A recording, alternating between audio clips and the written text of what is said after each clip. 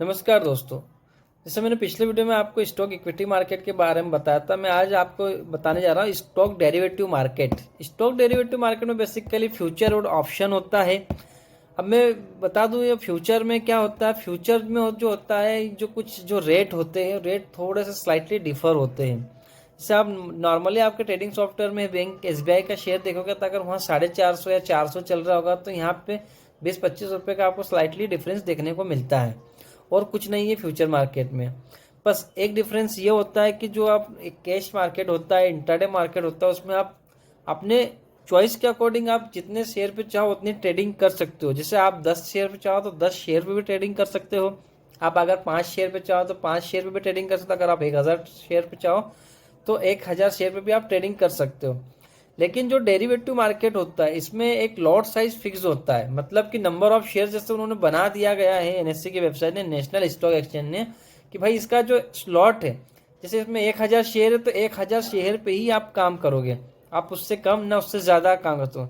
अगर आप 2 लॉट लोगे तो 2 लॉट मतलब 1000 शेयर का अगर एक लॉट है तो 2 लॉट में आपको 2000 शेयर पर ही काम करना है। इसमें मंथली कॉन्ट्रैक्ट होते हैं और मंथली इसकी एक्सपायरी होती है।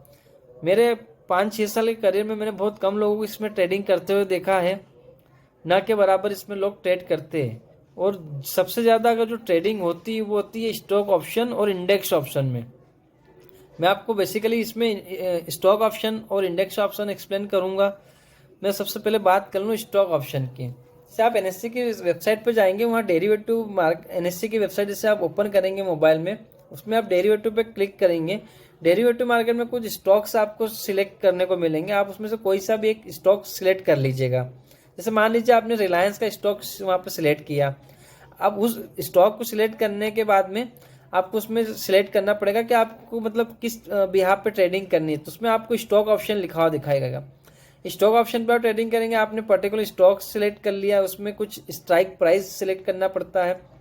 जो भी स्ट्राइक प्राइस रहता है, स्ट्राइक प्राइस जो होता है वो जो आपका शेयर प्राइस होता है। जैसे रिलायंस का मान लो 1500 का शेयर है तो उसका जो स्ट्राइक रेट है वो जो 1200-1300 से 2000 है, इसके बीच में कुछ स्ट्राइक प्राइस चलता है। वो स्ट्राइक प्राइस आप जैसे चूज करते हो तो एक प्रीमियम निकल के आता है। अब प्रीमियम क्या होता है? प्रीमियम एक प्रकार से उसकी वैल्यू होती है कि इतने की जो 1500 के स्ट्राइक प्राइस पे रिलायंस के शेयर की स्टॉक ऑप्शन में इतनी या इतनी वैल्यू है। इतनी वैल्यू मतलब जो भी वैल्यू है, सपोज कर लो कि 100 रुपये या 50 रुपये, जो भी वैल्यू है, 100 रुपये मान लो। 1500 के स्ट्राइक प्राइस अपन ने सेलेक्ट किया तो 100 रुपये उसकी वैल्यू आ रही है, ठीक है। और उसका लॉट साइज वहाँ पर जो भी है दिखा रहा होगा आपको, 1500 का दिखा रहा होगा, 4000 का दिखा रहा होगा, सपोज 2000 का अगर लॉट साइज दिखा रहा होगा तो आपको जो उसका प्राइस है पर शेयर में, जो एक प्राइस मिलेगा आपको पर शेयर का 100 रुपये मिलेगा। तो 2000 शेयर आपको कैलकुलेट कर लीजिएगा आप कितने में आपको पड़ेगा। इसमें अभी आपको कुछ आपका जो ब्रोकर होता है कुछ आपको लिमिट प्रोवाइड कर देता है स्टॉक ऑप्शन में। स्टॉक ऑप्शन में भी जो होती है मंथली एक्सपायरी होती है, गुरुवार को ही होती है बेसिकली इसकी एक्सपायरी होती है, वो थर्सडे को ही होती है। इसमें जो होता है आपका जो आपने जो भी पर्टिकुलर स्टॉक सिलेक्ट किया है तो आप 1 महीने के अंदर उसको आप वॉच कर सकते हो, देख सकते हो कि वो प्लस में जा रहा है माइनस में जा रहा है। अगर वो प्लस में जा रहा हो तो आप थोड़ा वेट कर सकते हैं, क्योंकि अगर प्लस में जा रहा है तो हर कोई वेट कर ही सकता है। और जैसे उसकी एक्सपायरी नज़दीक आती जाएगी या तो वो माइनस की में बढ़ता जाएगा। अगर मार्केट बढ़ेगा तो डेफिनेटली आपका जो स्टॉक ऑप्शन में जो भी आपने शेयर जो भी लॉट्स एक लॉट परचेस किया होगा वो प्लस में जाएगा। तो ये बेसिकली स्टॉक ऑप्शन होता है कि जो ऑप्शन में तो ट्रेडिंग करी है आपने, ठीक है। और कैसे करिए, इसमें स्ट्राइक प्राइस चूज करना पड़ता है। स्ट्राइक प्राइस चूज करने के बाद में एक प्रीमियम निकल आता है। प्रीमियम 1 महीने में एक आप जो होता है उसकी वैल्यू मान सकते हो कि भाई 1500 के या 1400 के स्ट्राइक प्राइस मैंने चूज किया था तो उस पर 50 रुपये वैल्यू आई थी, मतलब आपको एक शेयर पर 50 रुपये लगेंगे। ये उसका होता है, जो आप अपने हिसाब से कैलकुलेट कर लीजिएगा, ठीक है। इसके बाद जो होता है इंडेक्स ऑप्शन। अब मैं इंडेक्स ऑप्शन की बताऊं तो इंडेक्स ऑप्शन में बेसिकली अभी एक और जो होती है निफ्टी, जो होती है फिन निफ्टी जो होती है एनएससी ने ऐड कर दिया है, जिसका लॉट साइज 40 का है फिन निफ्टी का, ठीक है। बेसिकली जो मैक्सिमम जो ट्रेडर होते हैं इंडेक्स में ही ट्रेडिंग करते हैं। नंबर ऑफ ट्रेडर्स जो दुनिया के सबसे ज़्यादा ट्रेडर्स से, मैं छोटे ट्रेडर से लगा के बड़े ट्रेडर के भी बात करूं तो हर कोई इंडेक्स ऑप्शन में ट्रेड करना चाहता है और करते ही है। अकाउंट में अगर 5,000 रुपये भी होंगे तो वो इंडेक्स ऑप्शन में ही जाएंगे, ना कि कैश मार्केट इंट्राडे में कैश में सिलेक्ट करेंगे, ना ही स्टॉक ऑप्शन में जाएंगे, क्योंकि स्टॉक ऑप्शन में तो जो लॉट साइज होते हैं वो काफ़ी बड़े बड़े होते हैं। छोटे छोटे ट्रेडर का वहाँ पे जो होता है ट्रेड लेना पॉसिबल नहीं हो पाता है।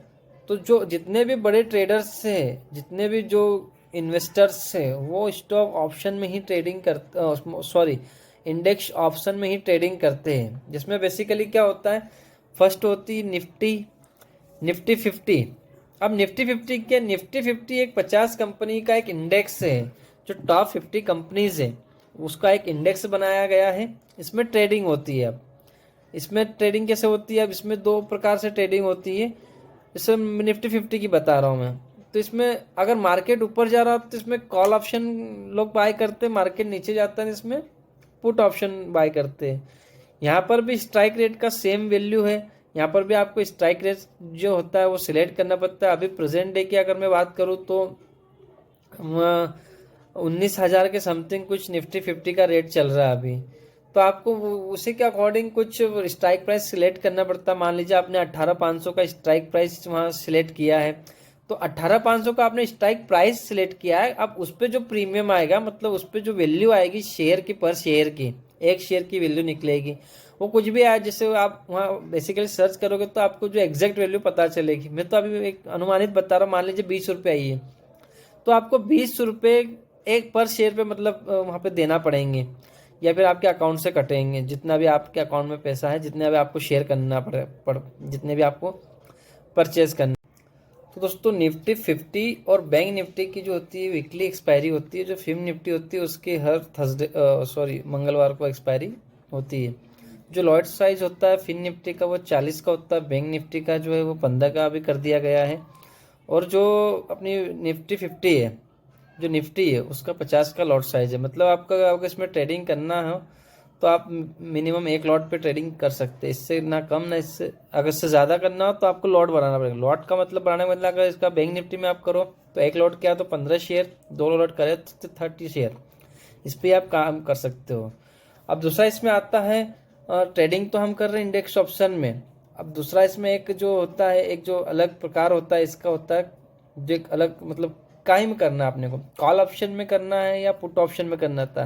मैंने स्टॉक ऑप्शन में बताते बताते उसमें कुछ छूट गया था। स्टॉक ऑप्शन में भी कॉल ऑप्शन और पुट ऑप्शन होता है, सिलेक्ट करना पड़ता है अपने को मार्केट के अकॉर्डिंग कि अपने को कॉल ऑप्शन में ट्रेडिंग करना है या पुट ऑप्शन में, वहाँ पर ऑप्शन आ जाता है। तो कॉल ऑप्शन का मतलब ये है कि कॉल ऑप्शन लोग तब खरीदते हैं जब मार्केट ऊपर की साइड जा रहा होता है। वहीं अगर जो पुट ऑप्शन की मैं बात करूँ तो पुट ऑप्शन तब खरीदते हैं जब मार्केट नीचे की ओर जा रहा था। ये मार्केट पे डिपेंड करता है, या फिर मार्केट जो डेली रेगुलर जो ट्रेडर्स होते हैं जो वॉच करते हैं तो उनके अकॉर्डिंग वो अपने कंफर्ट के अकॉर्डिंग ट्रेड करते हैं। ठीक है, तो बैंक निफ्टी और फिन निफ्टी अभी बेसिकली इसमें बहुत ट्रेडिंग हो रही है, और मेनली जो होती है इसमें कॉल ऑप्शन और पुट ऑप्शन पर ट्रेडिंग होती है। ठीक है दोस्तों, तो अब इसी के साथ साथ मैं ये वीडियो अब समाप्त कर रहा हूँ। अगर इन चीज़ों में अगर आपको कुछ समझ में नहीं आया हो तो आप मुझे कमेंट करके बता सकते हैं। मैं उसमें एक रिटर्न में एक जो होता है वीडियो आप मैं शेयर कर दूंगा बना के, किसमें कितना इंडेक्स होता है, कितना स्टॉक ऑप्शन में क्या लॉट साइज होता है, मैं आपको एक बार डिजिटली ये चीज़ें बता दूंगा। अभी मैंने सारी चीज़ें वर्बली बताई है, जितना मतलब मेरे माइंड में है, जितना मैं वर्बली बता सकता हूँ वो मैंने सारी चीज़ें आपको डिस्कस करके बता दी है कि कॉल ऑप्शन क्या होता है, पुट ऑप्शन क्या होता है। ठीक है दोस्तों, ठीक है, अभी इसी के साथ मैं अब ये वीडियो समाप्त कर रहा हूँ। धन्यवाद।